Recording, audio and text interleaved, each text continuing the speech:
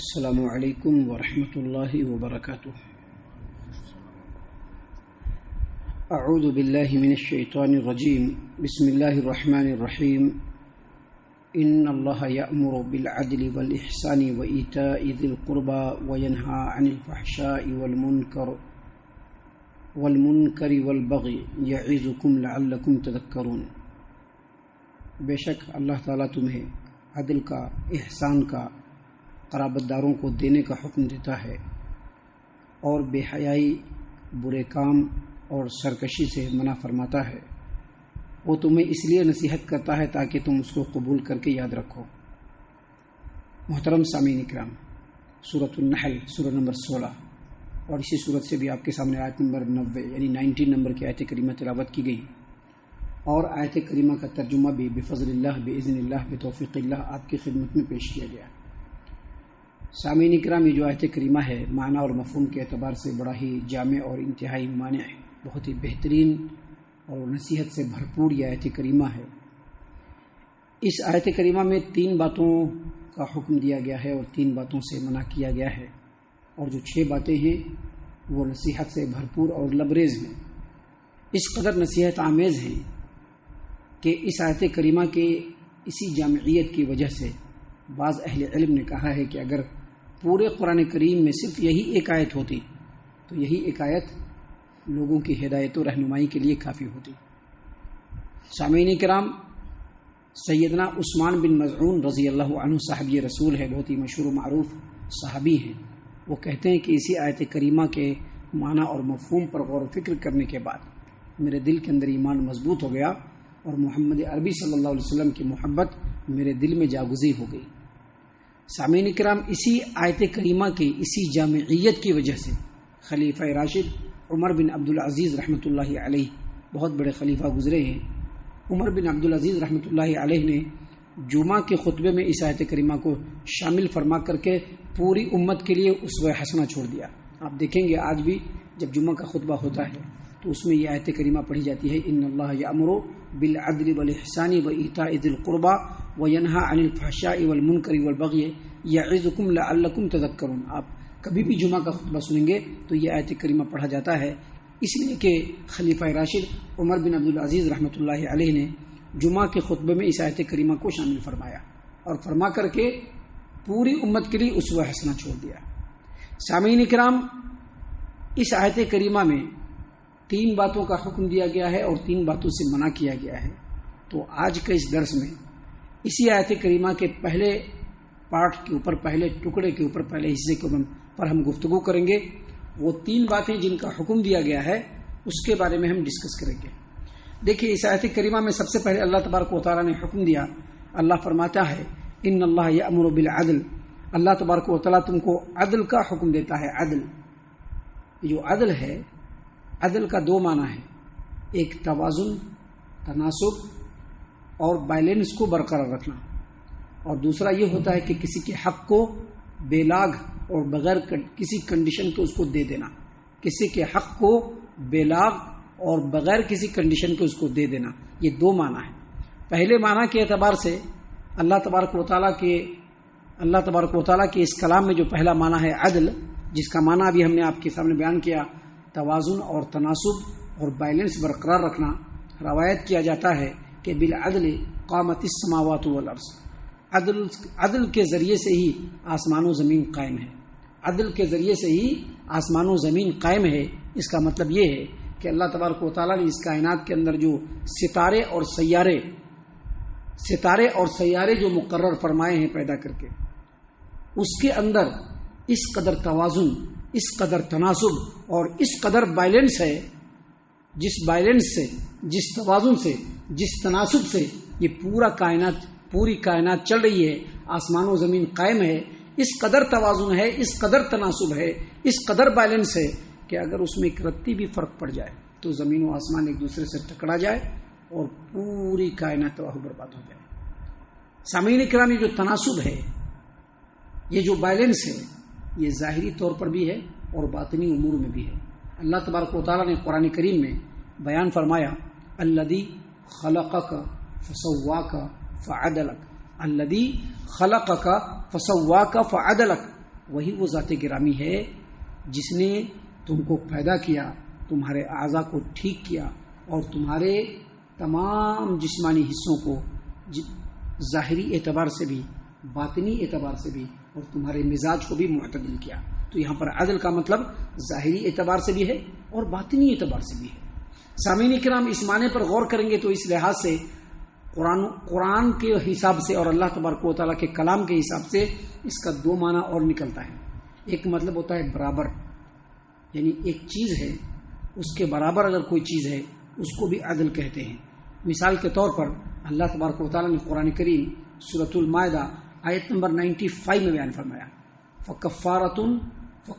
او کفارۃ طعام مساکین او عدل ذلک صیاما، یعنی ایک کام ہے جس کے اندر اگر غلطی ہو گئی تو اللہ نے کہا کہ اس کا کفارہ کچھ مسکینوں کو کھانا کھلانا ہے۔ کچھ مسکینوں کا مطلب 30 مسکینوں کو، او عدل ذلک صیاما، اور اگر کسی کو کچھ مسکینوں کو کھانا کھلانے کی طاقت نہیں ہے تو اس کے برابر اس کو روزہ رکھنا ہوگا۔ تو یہاں پر عدل کا مطلب کیا ہو گیا؟ برابر۔ اسی طرح سے عدل کا مطلب معاوضہ اور بدلہ بھی ہوتا ہے، جیسا کہ اللہ تعالیٰ نے قرآن کریم سورۃ البقرہ آیت نمبر 48 میں فرمایا، وَلَا يُقْبَلُ مِنْهَا شَفَاعَةٌ وَلَا يُؤْخَذُ مِنْهَا عَدْلٌ، جب قیامت قائم ہوگی تو کسی کی کوئی سفارش بھی قبول نہیں کی جائے گی اور کسی کی طرف سے کوئی بدلہ اور معاوضہ بھی قبول نہیں ہوگا۔ تو یہ عدل کا لغوی معنی ہے۔ عدل کا جو دوسرا معنی ہم نے بتلایا، کسی کے حق کو بے لاگ اور بغیر کسی کنڈیشن کے دے دینا، اس کو کہتے ہیں عدل۔ ہمارے سماج و معاشرے میں عدل کا جو معنی کیا جاتا ہے انصاف۔ ہمارے سماج و معاشرے میں عدل کا معنی کیا کیا جاتا ہے؟ انصاف۔ لیکن عدل اور انصاف میں فرق ہے۔ ایک چیز ہے جس کے دو دعوے دار اگر ہو جائیں، ایک چیز ہے جس کے دو دعوے دار ہو جائیں تو ان دونوں کو آدھا آدھا دے دینا، یہ انصاف ہوتا ہے۔ ایک چیز ہے جس کے اوپر دو آدمی دعوے دار ہیں تو اس میں سے آدھا آدھا کر کے دونوں کو دے دیا، یہ انصاف ہے۔ لیکن عدل جو ہوتا ہے یہ صرف عدلیہ کے اندر ہوتا ہے، عدالت کے اندر ہوتا ہے۔ کیسے ہوتا ہے؟ جیسے نبی صلی اللہ علیہ وسلم خود قاضی تھے، خود جج تھے۔ آپ صلی اللہ علیہ وسلم کے سامنے دو آدمی کا معاملہ آتا تھا، آپ صلی اللہ علیہ وسلم دونوں کو سنتے تھے، سن کر کے جو حقدار ہوتا تھا اور جتنے کا حقدار ہوتا تھا اتنا اس کو دے دیتے تھے۔ تو عدل کا مطلب ہوتا ہے کسی بھی عدالت کے اندر، کسی بھی عدلیہ کے اندر دو فریق ہیں اور دونوں فریق اس کے دعوے دار ہیں تو عدل کا مطلب یہ ہوتا ہے کہ دونوں فریق کی باتوں کو سنا جائے، دیکھا جائے، غور کیا جائے کہ کون کتنی کا حقدار ہے۔ اگر کوئی 5ویں حصے کا حقدار ہے تو اس کو 5واں حصہ دیا جائے، اور اگر کسی چیز کا کوئی حقدار نہیں تو اس کو کچھ بھی نہیں دیا جائے گا۔ اسی کو کہتے ہیں عدل، جس کا مطلب اللہ تبارک و تعالیٰ نے یہاں پر حکم دیا ہے کہ ان اللہ یأمر بالعدل، اللہ تبارک و تعالیٰ تم کو عدل کا حکم دیتا ہے۔ اب یہ جو عدل ہے یہ سبھی کے ساتھ کرنا ہے۔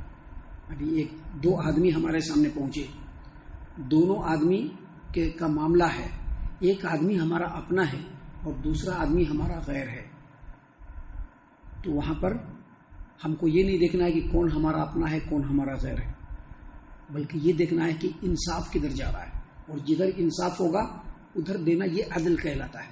اللہ تعالیٰ نے قرآن کریم سورۃ المائدہ میں فرمایا، اعدلوا، دیکھو انصاف کرو، وہ اقرب للتقوی، یہ انصاف کرنا ہی تقوی ہے، تقوی کے بڑی قریب ہے۔